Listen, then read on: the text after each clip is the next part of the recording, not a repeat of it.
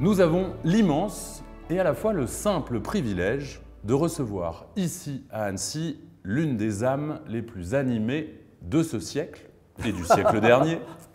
Un petit enfant caché dans un grand homme, aux univers et aux décors si justes et si forts, au regard si pétillant qu'il en est contagieux à chaque instant, et qui nous donne folle envie de nous animer aussi avec lui, ce grand ami du Festival d'Annecy, Michel Oslo. Bonjour. Bonjour Alexis. On est absolument ravis de vous avoir avec nous. On espère que vous l'êtes aussi. Oui, je ne cacherai rien. Bon, tant mieux. Vous êtes là pour présenter en sélection officielle votre dernier long métrage qui s'appelle Le Pharaon, le Sauvage et la Princesse. Et les images ont été secrètement gardées pendant des mois jusqu'à hier soir comme un trésor antique. Alors, du coup, on a envie de vous demander comment s'est passée cette révélation. Alors, c'était une vraie révélation parce que c'est la première fois que je montrais ce film à quelqu'un. C'était une vraie première pour moi aussi. Il n'y a que les producteurs et les distributeurs qui avaient vu le film. Et je ne savais pas comment un public normal allait réagir. Mais il a trop bien réagi. Jamais ça se reproduira une telle chose. Parce qu'on voyait dès le début que le public était vendu. Avec le baratin excellent de Marcel Jean. Tout le monde suivait et était d'accord. Et bon, à la suite, ils ont continué à aimer tout, le film et moi. Et on ne peut pas dire qu'Annecy soit un public normal en plus. Complètement normal. Voilà. Et vous avez eu droit à des avions, à des cris, à mais j'aime bien choses. les avions. Oui. Alors, parlez-nous un peu de ce film. Ce sont 3 contes aux univers et aux époques différentes, où on retrouve beaucoup le vôtre, d'univers qui est multiple et mythologique, qui est polyculturel et savamment universel quand même. Racontez-nous un peu de ce jardin secret où vous êtes toujours si inspiré. Alors, ce film, comme les autres, je l'ai fait parce que j'avais envie de le faire. Mon inspiration, c'est ce que j'ai envie de faire. Et tous mes films, je suis arrivé à ne faire que ce que je voulais. Et c'est moi qui suis le demandeur. Et ensuite, je trouve des producteurs qui vont peut-être vouloir m'aider. Et j'ai besoin d'eux. Sans eux, je n'y arrive pas. Et je venais de faire D'Illier à Paris, qui était un film un peu lourd à porter, qui traitait de sujets graves, la maltraitance des femmes et des filles par les hommes, par des hommes. Et quand ce film a été fini, mon cerveau a eu le droit de penser à autre chose. J'ai pensé à D'Illier à Paris pendant 6 ans, sans arrêt. Et j'ai eu le droit de penser à autre chose. Je me suis dit, oh, maintenant je fais un grand opéra, je vais faire des petites chansonnettes. Et les chansonnettes me sont arrivées de directions très diverses. Le premier, c'est le Louvre qui m'est tombé sur la tête. Je ne m'y attendais pas du tout à ce que le Louvre me tombe sur la tête. Mais le président-directeur du Louvre m'a invité à venir le voir pour voir ce qu'on pouvait faire ensemble. Je lui ai dit, mais j'aimerais bien, mais je ne vois absolument pas ce que je peux faire avec le Louvre. Mais en cours de conversation, il m'a proposé des choses. Il dit non, ça ne va pas. L'exposition, aujourd'hui, il n'y a rien à montrer en animation. Il n'y a que des ordinateurs, y compris dans mes films. Mais il m'a parlé d'une exposition qui était en train de se préparer et qui a produit une réaction chimique extrême dans mon cerveau. Une exposition sur une dynastie couchite, le nord du Soudan, c'est-à-dire une dynastie de pharaons noirs.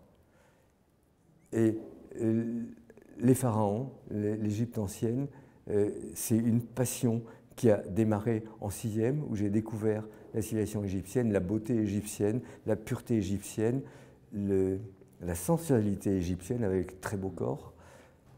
Et la passion ne m'a jamais quitté. Et puis de l'autre côté, l'Afrique noire, qui est mon école primaire. Alors c'est en même temps, c'est exactement tout ce que je voulais faire. Alors je me dis, je peux vous faire un dessin animé si vous voulez. Pourquoi pas? J'ai écrit quelque chose. Bon, d'abord j'ai eu tous les documents de l'exposition en préparation. C'est très bien préparé, c'est vraiment des pros, c'est impressionnant. Et dans cet ensemble d'informations, j'ai vu une stèle dont l'histoire d'un pharaon couchite, d'un roi couchite qui est devenu pharaon d'Égypte.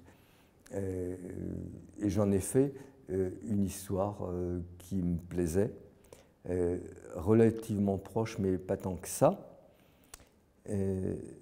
Le scénario a plu, le Louvre a coproduit le film, et j'ai travaillé avec Vincent Rondeau, un grand égyptologue qui dirige le département égyptien du Louvre. Donc votre connaissance de l'Égypte a beaucoup augmenté avec ce projet, j'imagine, par rapport au petit garçon de 6e. Mais ça fait que depuis la 6e, je m'intéresse à l'Égypte, j'achète des livres sur l'Égypte, j'en ai une pile comme ça. Donc quand j'ai fait la dictée avec Vincent Rondeau, j'avais très peu de fautes. Mais c'était très agréable d'être avec un grand professionnel qui a vraiment travaillé, qui a vraiment appris, qui s'est passionné comme tous les gens qui réussissent leur vie. Et c'était agréable d'avoir cette sûreté, d'être sûr que c'était bien et d'avoir ce commerce avec une personne intéressante et un commerce agréable. Voilà, donc c'est le premier. Voilà pour le premier film. Mmh. Donc c'est en effet un film où il y a 3 contes, comme si c'était 3 courts-métrages finalement. Est-ce qu'on peut parler Est-ce que c'est très différent d'une narration de long-métrage? A priori oui. Et est-ce que c'est un retour, on va dire, aux bases de l'animation qui sont souvent sur des formats courts? Pour moi, c'est un retour à Annecy, le Festival d'Annecy, qui m'a obsédé, qui m'a habité. Et c'était, de toute façon, au début du festival, des longs-métrages, il n'y en avait pas. Donc, on ne montrait que des courts-métrages. Et c'est là où j'ai eu des grandes émotions de spectateurs avec les courts-métrages à Annecy. Et je sais bien qu'il y a des histoires qui sont grandes comme ça, d'autres qui sont comme ça, d'autres comme ça, mais il ne faut pas faire à cette histoire cette longueur. C'est pas bon. Ou à cette histoire, lui couper les jambes pour que ça devienne comme ça. Et c'est très agréable de laisser vivre une histoire, de lui laisser la durée normale. Je prends la durée, c'est fini, je m'arrête. Et j'en ai fait 3, et les 3 font 1 heure et quelques, et ça devient un spectacle cinématographique pour les salles. Alors, un des contes, en tout cas on l'entend dans le titre de cet ensemble, nous parle de princesse. Et alors j'ai envie de remonter un petit peu dans votre filmographie. Et en 1986, nous avons une princesse insensible. En 2000, nous avons des princes et des princesses. En 2016, Ivan Tsarevitch rencontre une princesse changeante. Alors, on a encore une princesse qui revient cette année. En pinceriez-vous pour les princesses, Michel? Alors, il y avait un mot que je voulais éviter comme la peste dans le titre, c'est princesse. Alors, que s'est-il passé? Le vrai titre, c'était le pharaon, le sauvage et la maîtresse des confitures. Ça, c'est autre chose. Donc, pharaon et sauvage, normal, et maîtresse des confitures, qu'est-ce que c'est que ce truc? Comme un intrus dans le trio. Et c'est ça qui me plaisait. Mmh. Mais le distributeur m'a dit, attention à confiture, si vous mettez confiture, tout le monde va penser que c'est que pour les bébés. Et les adultes ne viendront pas. Et ça, c'est un argument m'est rentré dedans. Je ne veux pas, je veux que tout le monde soit là, mais les vieux comme vous aussi. Et j'ai fini par accepter Princesse alors que je voulais l'éviter. Mais dans le prologue, il y a quand même quelqu'un qui dit « il y en a marre des princesses ». Ah, donc oui. vous avez pu quand même signaler qu'à la base, c'était une maîtresse des confitures. Mais c'est vrai que j'ai une sorte de fixation sur les princesses, c'est-à-dire que la femme idéale. Et il y a aussi le prince, l'homme idéal. Alors, on va parler un peu de votre parcours sans parler que des princesses. C'est une mine de crayons et d'inspiration, ce parcours, qui inspire d'infinies questions. Mais la première qui me vient, et elle concerne notamment le cours, et l'un de vos premiers parcours, c'est que vous avez fait votre service militaire au cinéma des armées, je crois, où vous avez fait de l'animation, des courts-métrages qui sont sous le sceau du secret militaire. Oui, mais j'ai même eu accès à des armements américains. C'est comme je venais des États-Unis, je parlais anglais, donc j'ai aussi un peu expliqué des armements américains à des polytechniciens. Et avec des supports animés. Oui. C'était du très simple. Hein. C'était du très simple, d'accord. Mais j'ai pas pu le montrer. Et c'est des choses que personne ne verra jamais? Non. Ou sortiront-elles un jour Non, non. De toute façon, du point de vue cinématographique, c'était pas intéressant. Hein. Et puis, bon, maintenant, tous les armements que j'ai pu montrer, ou la puissance des bombes atomiques que j'ai pu décrire, tout ça, c'est vieux et c'est obsolète. On préfère les princesses et les maîtresses de confiture. Oui, oui, oui. Dans votre parcours, c'est incontournable, on a ce cher Kirikou, et il y a quelque chose sur lequel on aimerait s'arrêter un peu, c'est le fait que vous l'ayez écrit en une semaine. Est-ce que c'est vrai? Alors, j'avais écrit une sorte de moyen-métrage, et ça se terminait quand Kirikou, grâce à des lèvres sur les lèvres, devient ce qu'il voulait être, un magnifique jeune homme. Et je m'arrêtais là, il s'étreignait, le couple idéal, le pardon absolu, parce qu'il épousait la femme qui avait mangé son père. C'est un Oedipe sacrément retourné, ça. C'est du pardon. Oui, en effet. Mais c'était trop court pour un vrai long métrage. Donc j'ai été obligé de faire une deuxième fin. Ce qui fait que l'histoire a été encore plus intéressante. Et cette deuxième fin, je l'ai en effet écrite en une semaine. Donc, c'est pas tout à fait faux. J'ai dû aussi relire le moyen-métrage que j'avais écrit et trouver un supplément qui sert à quelque chose. Et en effet, c'est beaucoup mieux avec le supplément. Alors, ça nous emmène sur une idée qui est intéressante, c'est que dans l'effort de l'animation, la première étape est ce qu'on rêve, ce qu'on imagine, ce qu'on a envie d'écrire et d'animer. Et ça peut se faire en effet en une semaine. Mais ensuite, il y a un effort considérable c'est monstrueux. Pour réaliser le rêve. La semaine, l'écriture de Azur Asmar, bon, j'y ai pensé pendant que je présentais Kirikou, je prenais des notes par écrit et j'avais une petite pile de notes, mais là je l'ai réellement écrit en une semaine. Et après cette semaine où tout est établi, il faut encore lutter pendant 6 ans pour vous permettre de voir quelque chose sur un écran. Et c'est monstrueux. Est-ce que vous auriez des conseils à donner aux plus jeunes qui s'attaquent à ces montagnes d'efforts pour réaliser leurs rêves et celles des autres, et ceux des autres? Qu'est-ce que vous donneriez comme, on va dire, comme élément de guide à ces... Surtout ne faites pas comme moi. J'ai pas su me vendre. J'ai pas su me vendre. Dès le départ, j'ai montré que je savais faire des films, que je livrais à temps, que j'étais pas cher. J'ai fait une série qui a marché, on m'en a demandé une suite et je ne l'ai pas faite. J'ai fait des 3 inventeurs qui ont eu le prix de l'Académie britannique de cinéma, ce qui est très rare pour un Français.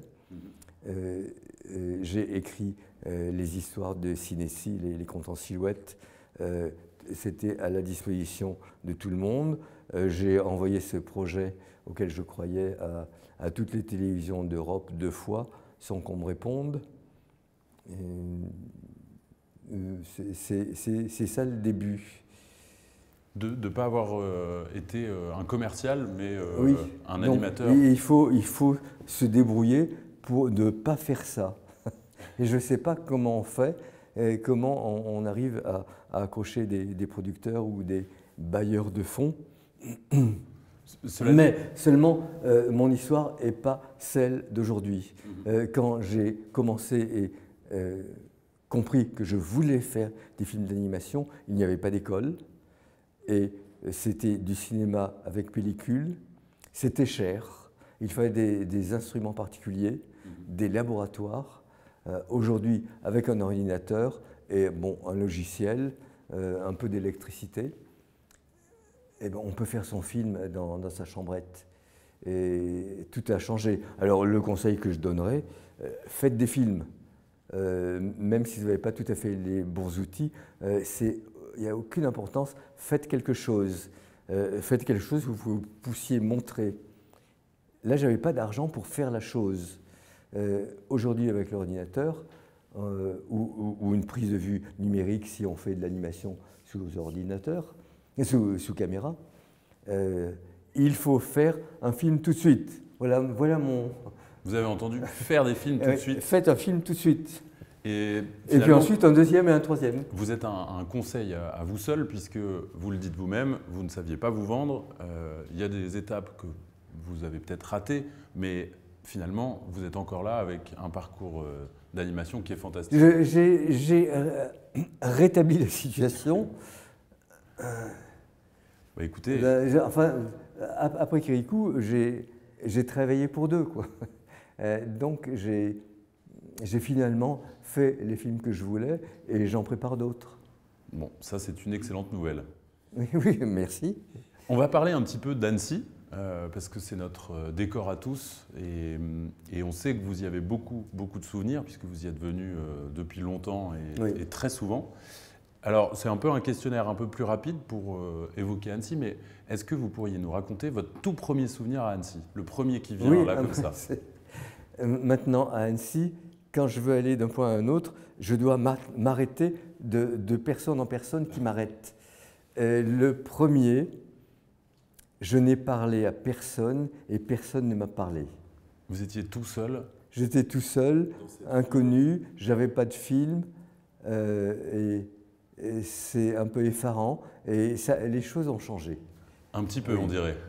Et c'est là où, l'année dernière, il y a eu une méga exposition au musée Château et il y avait des petites encres de Chine montrant des canaux d'Annecy. J'ai au moins fait ça, cette première année. Et petit à petit, et puis un jour, j'ai eu un film à montrer et des films à montrer et je suis devenu bien un membre de la communauté de l'animation, membre des admirateurs d'Annecy. Est-ce qu'on pourrait dire que votre première Annecy, vous y êtes venu et vous avez regardé Annecy en lui disant « Annecy, enfante-moi » Non. Quelle a été votre plus belle rencontre à Annecy? Ah bah, si je dis une personne, les autres vont être jalouses. Peut-être. Alors, ne la citons pas, citons-les toutes. Non, je vais dire un nom. Elle est maintenant dans une maison de retraite. Elle déteste y être. C'est une Annécienne qui s'appelle Nicole Salomon, qui a été toute sa vie amoureuse de l'animation et amoureuse des animateurs. Et elle a, pendant, je sais pas, peut-être 50 ans, elle a aidé les gens à se rencontrer. Elle m'a fait rencontrer beaucoup de gens. Elle a, en étant secrétaire de l'Association internationale du film d'animation, elle a fait traverser le rideau de fer dans les deux sens. Elle a logé et nourri un peu tous les animateurs du monde. Et c'est un exemple. elle a présenté les gens les uns aux autres. C'est une chose excellente et je lui dois ça. C'est une des bonnes fées de l'animation, bon, qui s'est retirée du trafic, peut-être à cause de l'âge. Voilà, mais c'est un personnage très important qui a fait beaucoup de bien. Votre plus chouette projection? Ah, celle d'hier. Ça, c'est sincère. Et une dernière petite question sur Annecy, même si c'est une question qui est ouverte au-delà d'Annecy. Votre plus grand rêve, s'il en reste un? Mais j'ai pas besoin de plus grand rêve, je fais exactement ce que je veux. Donc c'est de continuer à le Si vivre. vous me donnez un budget énorme pour faire ce que je veux le week-end, ben je ferai des dessins animés. Mais si vous avez du fric, je veux bien. Il n'y en a pas assez. Il n'y en a pas assez. Et pour les bailleurs de fonds, je ne suis plus à la mode. Et j'ai beaucoup de mal à trouver du financement pour mes films. D'accord. Voilà. Mais sinon, je n'ai rien à souhaiter. Je suis un privilégié absolu. Je vis en France, ce qui est un privilège, en particulier pour les cinéastes. Et je fais vraiment ce que je veux, c'est-à-dire la profession que je veux et les films que je veux. C'est complètement immoral. Je n'ai rien à désirer. C'est un rêve devenu réalité et que vous vivez tous les jours. C'est monstrueux. Ben c'est génial. Oui, c'est très inspirant.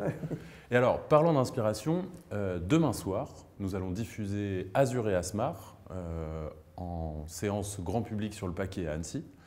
Je crois que vous allez venir avec nous devant le public pour le présenter. Oui, oui. J'aime ces représentations en public. C'est bon enfant. On respire bien. Oui, c'est bon enfant, ça me plaît. Donc on aura la chance de vous représenter, puisque tout le monde vous connaît à Annecy, mais à ce public où il y en a qui sont nés après Kirikou, donc qui vont peut-être vous découvrir demain soir. Bon. Et d'ici là, on vous remercie infiniment, Michel, d'avoir été avec nous, d'avoir partagé tant de rêves, réalité et sincérité. Et puis moi, je vous dis du coup à demain soir. Volontiers. Et tout Annecy vous dit à quand vous voulez, à tout de suite et à l'année prochaine. Entendu.